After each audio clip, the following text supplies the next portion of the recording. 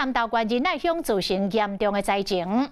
华视的记者独家来进入到仁爱乡斗达村这个庄头，连外道路是一度来断路，庄头变作孤岛，居民是自力挖路来通车。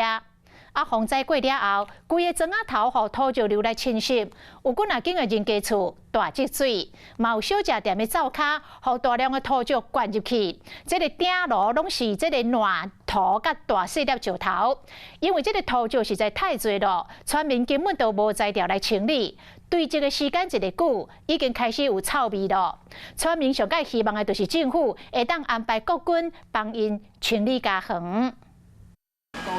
华视记者独家进入另外道路捌长期的仁爱乡斗达村。后壁山壁因为落大雨形成土石流，庄仔内主要道路拢总落瓜糜，而且呢，双边拢着大量石头甲落瓜糜冲入人家厝，也有一间小食店。而这个土石呢，冲进这个铁皮屋打破一个洞之后呢，这些土石就灌进了民宅里面。来，我们看这边地上的情况都是泥泞的情况。小食店涂骹拢是大细粒石头，料理台、雅士炉拢砍过，大门嘛拢歪去，居民真忝嘛真无奈。土石流摧毁家园，为铁门壁拢破去，为厝内要你积水，这灾民只好先动手将这大路的土石挖开，好人甲车会当过。灾情严重哈，很多那些石流都冲入到这个民宅。那我们希望赶紧哈，已经4天了啊，已经发臭了哈。那么希望那个国军哈，我们希望能够赶快请求国军能够来帮我们清这些淤泥。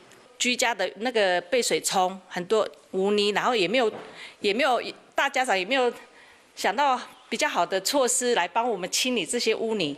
水甲电时已经拢恢复啊，物资外口其他部落的接应甲斗相共，水啦、泡面、也牛奶、粉油珠啊等等拢有够。村民是望讲，政府会当安排国军也大型的机构到庄仔内斗清理这土石啊，以免讲囤一个久，卫生会出问题。